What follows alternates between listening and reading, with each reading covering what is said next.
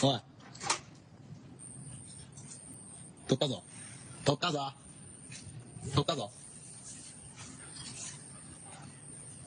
おい、逃げんなよ。Underwear thieves, also known in Japan as panty dorobo, are criminals who steal underwear left out to dry on balconies or from laundromats. And if you have ever come across clips of these thieves caught in the act, you might have noticed something. Most of the time, they're from Japan. But why Japan specifically? It would be easy to just say, well, there are a lot of perverts in Japan, and call it a day. But that kind of generalization is shallow and ignores a much more nuanced issue with serious implications. In this video, we'll first look at real examples of underwear theft cases and dig into why this phenomenon is associated with Japan and how the legal system treats it surprisingly lightly and how that leniency could allow behavior to escalate into more serious crimes. It's 11 p.m. August 24th, 2023. A laundromat located in Beppu City, Oita Prefecture, a southern region of Japan.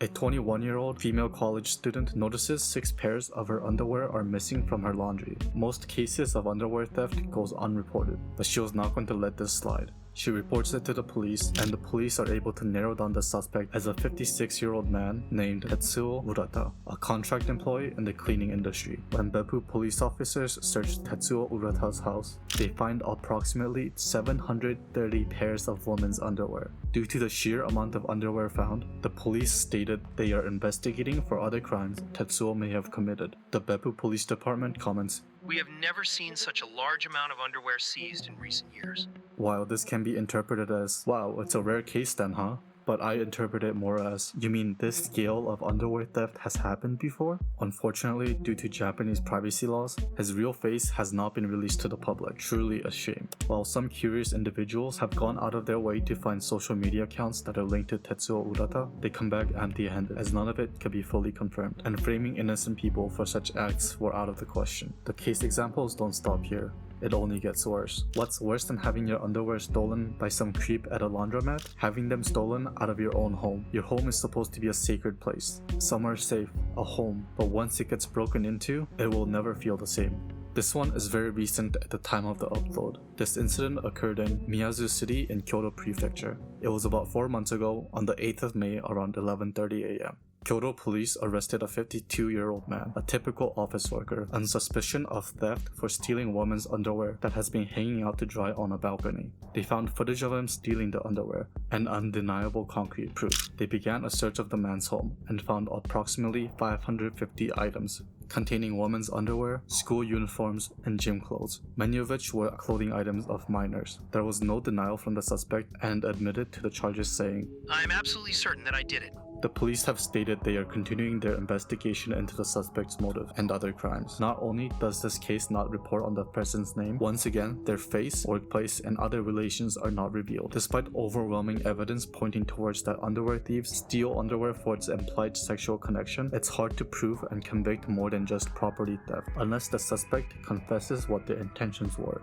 And that is the reason why even the most insane cases of underwear theft are still categorized as personal property theft. Due to ethical reasons, unless convinced of serious crimes such as murder, terrorism, or large-scale fraud, suspects' names and faces are unlikely to be published. Other than innocent until proven guilty, protecting families and employers of the suspect plays a huge role. Showing their face can shame their family or workplace that has nothing to do with the crimes the suspect committed. It is stated that personal property theft imprisonment is up to 10 years or a 500,000 yen fine. That's only 3,400 USD, by the way. And the imprisonment time is often much less, even for more serious crimes. The examples I used are specifically only related to theft, and does not include rape or assault, as I think that alone deserves a video of its own. To no one's surprise, there are countless cases of underwear thieves being linked to escalations in their crime. A quick example is a 49-year-old man named Kazuyoshi Shimizu, holding previous records of underwear theft, was arrested for indecent assault. He was only sentenced for 3 years and 6 months in prison.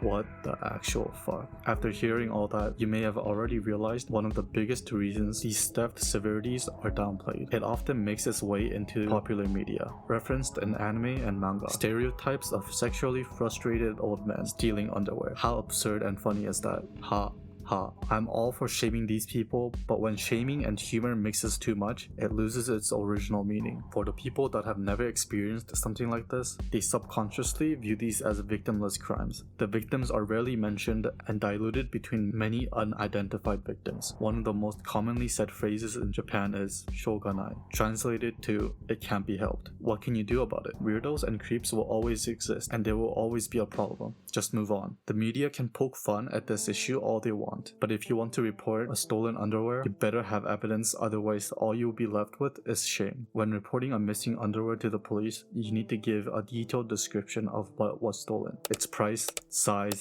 color, etc. All that just to be marked as a $10 personal item theft and an embarrassing trip to the police station. For many victims, they choose not to report stolen underwear after outweighing the pros and cons. Up to now, I've been talking about intangible things like law that contribute to this crime, but what physical, real-world aspects about Japan allows these crimes, and what preventative measures do people take? If you live in North America or Australia, the first thing that comes to your mind is, why don't they just use a dryer? And you're right, if there aren't clothes hanging outside in the first place, then there isn't anything to steal. But a couple things you should be aware of is that in major cities, space is a very real constraint. Most people already live in a quite small apartments or mansions, and they cannot afford to lose out on living space. Another huge issue is the cost. Renting in Japan is a bare bone experience, meaning usually no AC, no refrigerator, no washer and dryer. So all of that you need to buy it at your own expense. And for many, dryer is not a essential. 2-in-1 systems exist, but they are often more expensive.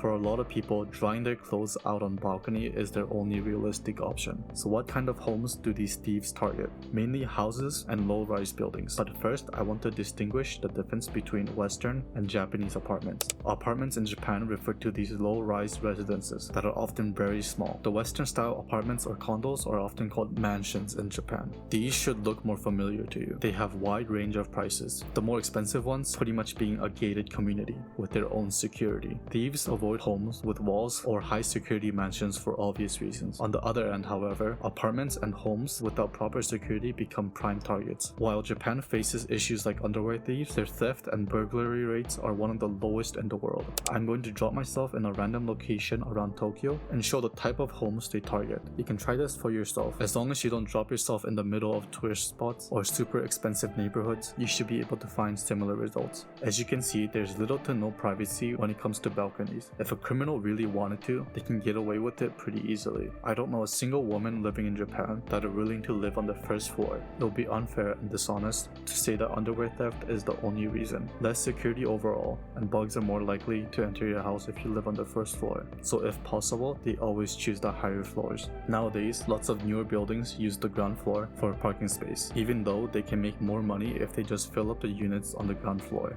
And for the people living on the first floor, laundry covers like these have unfortunately become a must-buy item. If I had to answer the question, should I be worried about this? Then my short answer would be yes. The media does cover underwear theft disproportionately because it's a sensational topic and Japan rarely has murder cases. So TV networks are always looking for something to talk about. And remember, theft is statistically very low in Japan, but having your underwear stolen from your own home would freak me out. And there has been cases of underwear theft leading to very serious crimes like rape and assault. So in my opinion, avoid the first floor at all costs. I would really appreciate it if you liked and subscribe.